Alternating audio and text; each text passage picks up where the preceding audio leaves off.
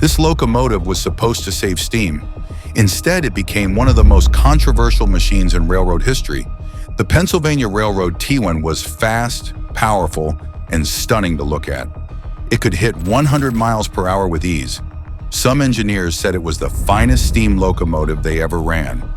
Others said it was a dangerous, wheel-slipping nightmare that couldn't be trusted. So which was it? A masterpiece killed before its time? Or a flawed machine that deserved its fate? And why wasn't a single one preserved? The answer is more complicated than you think. Let's break it down. If stories about controversial machines interest you, hit subscribe, because what happened to the T1 is wilder than most people realize. Now let's get into it. The Pennsylvania Railroad's problem. To understand the T1, you have to understand the railroad that built it. The Pennsylvania Railroad wasn't just any railroad. In the 1940s, it was the largest railroad in the world by traffic and revenue. It called itself the Standard Railroad of the world, and it meant it. Everything the PRR did was supposed to set the standard for everyone else. And by the late 1930s, the PRR had a problem. Its premier passenger trains, the Broadway Limited, the General, the Spirit of St. Louis, were being pulled by K4's Pacific locomotives designed back in 1914. Those engines were reliable, proven, and beloved by crews. But they were also reaching their limits. Trains were getting heavier, schedules were getting tighter, and the competition from other railroads and from airlines was getting fiercer. The PRR needed something faster, more powerful, and more modern. Something that could sprint across the flat stretches of Indiana and Ohio, then muscle over the Allegheny Mountains without breaking a sweat. What they built was radical, beautiful, and ultimately tragic. But to understand why, we need to look at the engineering decisions that made the T1 unlike anything else on rails. The T1 is born. In 1942, the first two T1 prototypes rolled out of the PRR's Altoona Works in Pennsylvania, and they looked like nothing else on the railroad. The design came from Raymond Loewy, the legendary industrial designer who had already shaped everything from Studebaker cars to Lucky Strike cigarette packs. Loewy gave the T1 a striking shark nose front end, a streamlined shroud that covered the boiler, and a sleek, aggressive profile that screamed speed. But the real innovation was underneath. The T1 used a 4-4-4-4 duplex wheel arrangement. That's two sets of 4 driving wheels, each powered by its own pair of cylinders.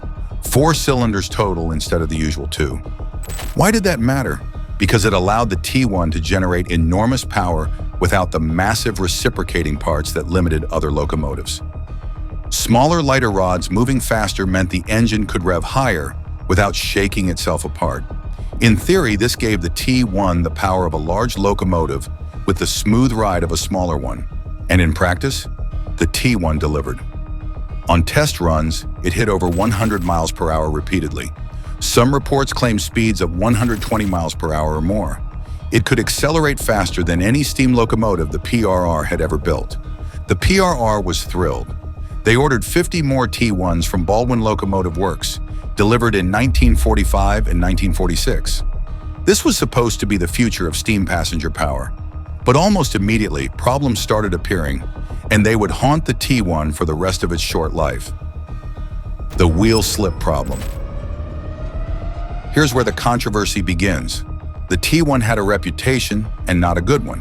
Wheel slip. When a steam locomotive applies too much power too quickly, the driving wheels can lose traction and spin freely on the rails. Every locomotive does this occasionally, but crews reported that the T1 did it constantly, sometimes violently and without warning. Starting a heavy train from a station could turn into a struggle. The wheels would spin, the locomotive would lurch, and engineers had to nurse the throttle carefully just to get moving. At speed, sudden slips could cause dangerous oscillations. So what was causing it? The duplex design itself may have been part of the problem. With 2 separate sets of driving wheels, the T1 had less weight per driving wheel than a conventional locomotive of similar power. Less weight meant less grip on the rails. Some engineers blamed the poppet valve gear, a complex system that controlled steam admission to the cylinders. Others blamed poor maintenance, inadequate crew training, or simply the PRR's unrealistic expectations. The truth is probably all of the above, but the wheel slip problem gave the T1 a reputation it never escaped. Crews were divided. But here's where it gets interesting. Not everyone hated the T1. Some engineers loved it. They said it was the smoothest, fastest, most powerful locomotive they'd ever run. When it worked brilliantly, sprinting across the prairies at speeds that left everything else behind. One engineer reportedly said, "When she's good, she's the best there is. When she's bad, she's a nightmare." The problem was unpredictability. A T1 might perform flawlessly one day and slip uncontrollably the next. Crews never knew which version they were getting. That uncertainty destroyed confidence. And confidence matters when you're running a 100-mile-per-hour passenger train. But the controversy didn't stop with the crews. The PRR zone sabotage? Here's where some historians raise an even darker question. Did the Pennsylvania Railroad sabotage its own locomotive? By the mid-1940s, the PRR's leadership was already looking at diesel. They knew the future was coming, even as they were taking delivery of brand new T1s. Some argue that the railroad never gave the T1 a fair chance, that maintenance was neglected, training was inadequate, and problems were allowed to fester because management had already decided steam was finished. There's no smoking gun, but the circumstantial evidence is troubling. The T1s were withdrawn from service remarkably fast. Most lasted less than 7 years. And despite being some of the most advanced steam locomotives ever built, not a single one was preserved. Every single T1 was scrapped. 52 locomotives gone without a trace. That decision still angers rail historians today. The engineering deep dive. Let's look deeper at what made the T1 so advanced and so troubled. The T1 used Franklin poppet valves instead of traditional Walschaerts valve gear. Poppet valves were more efficient at high speeds, allowing steam to enter and exit the cylinders more quickly. This helped the T1 generate power at speeds where other locomotives would be gasping for breath. The boiler operated at 300 PS, extremely high pressure for the era. This gave the T1 tremendous steam generating capacity, but also demanded precise maintenance. Any problems with the boiler, valves, or seals could cascade into serious issues. The driving wheels were 80 inches in diameter, among the largest ever used on a steam locomotive. This allowed for high speeds, but reduced the weight on each driver, contributing to the slip problems crews reported. Could the T1 have been fixed? Many engineers believe so. The problems were serious but not insurmountable. Better sanding systems, improved valve timing, and more weight on the drivers could have addressed most of the issues. But the PRR never tried.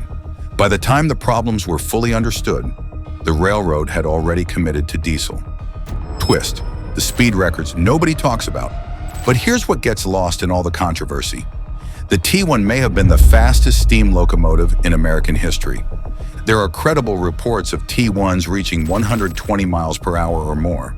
Some engineers claimed even higher speeds, though exact records are scarce because the PRR didn't publicize them, possibly because those speeds exceeded the railroad's official limits. Think about that. A steam locomotive in regular passenger service hitting speeds that most modern Amtrak trains don't reach. The T1 wasn't just fast, it was explosively fast when everything worked. And that's the tragedy. The T1's potential was extraordinary, but it was never fully developed. The problems were never properly solved. And when diesel came, the PRR walked away without looking back. The legacy. By 1953, the last T1 was withdrawn from service. By the late 1950s, every single one had been scrapped. Not one was preserved. That decision haunts railroad preservation to this day. The T1 was one of the most visually striking, technologically advanced locomotives ever built, and nothing survives. No museum piece, no static display, nothing but photographs and memories. But the story isn't quite over. The T1 Trust, a nonprofit organization, is currently building a brand new T1 from scratch. Using original blueprints and modern manufacturing, they're recreating locomotive number 5550, a working T1 that could run on modern railroads. If they succeed, it will be the first new mainline steam locomotive built in America in over 70 years. and it will finally answer the question that has haunted rail fans for decades. What could the T1 have been if it had been given a real chance? The Pennsylvania Railroad T1 represents the best and worst of American steam. Stunning design, incredible speed, revolutionary engineering, but also rushed development, political infighting, and a railroad that gave up too soon. It was a locomotive that deserved better. And maybe finally it's going to get it. So here's the question. Was the T1 a flawed failure or a masterpiece that never got a fair chance? Should the PRR have fought harder to fix the problems, or was scrapping them the right call? Drop your answer in the comments. I want to know what you think. If you enjoyed this deep dive into one of the most controversial locomotives ever built, hit that subscribe button. We've got more stories like this coming, machines that push limits, spark debates, and change history. And if you want to see a T1 run again, check out the T1 Trust. The link is in the description. Thanks for watching. I'll see you in the next one.